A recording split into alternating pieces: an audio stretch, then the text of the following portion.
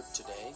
Having been overseas before, I felt somewhat at ease with the idea of traveling abroad, particularly since I lived in Asia a number of years. However, others on the trip with me felt some apprehension about getting sick, something quite natural, and received suggested immunizations before leaving.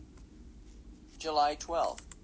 In the first city I visited, I traveled downtown by bus to have dinner and then went out to visit some of the local sites. I was surprised at the number of people selling their goods in different marketplaces, and I quickly figured out the custom of haggling over the price before you buy something. And even if you feel you're getting a good deal, you might try walking away from the merchant, and there is the chance that the shop owner will call you back and even lower the price more in an attempt to get you to purchase something. July 14th. No matter where I found myself today, I noticed a number of people who just stared at me as they walked by, like I was an alien from another planet.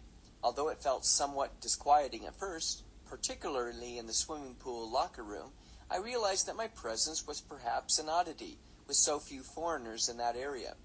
In fact, the people were just curious, and I was even able to strike up a few conversations with some of the locals, giving them opportunities to practice their English. In the end, I came to the conclusion that such situations gave me a chance to be an informal ambassador for my country.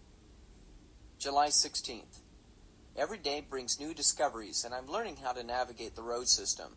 I found that crossing the road isn't as easy as it seems. Bicycles, buses, people, and taxis fill the streets, dodging each other with constant narrow misses, yet in many instances the flow remains constant.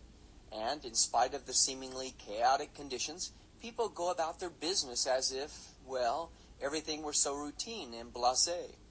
I, on the other hand, tried to dart in and out of traffic, to cross streets, weaving back and forth, to get to the other side. It was a little scary at first, but I quickly got the knack of it. July 23rd. I'm preparing to return back home tomorrow, and one thing I have discovered, something more important than all of my other experiences, has been that there are often more similarities than differences between cultures. Regardless of language and culture, all people have a desire for friendship that bridges any cultural boundaries. The people I've met have been wonderful hosts and friends, and I will treasure every moment of the trip.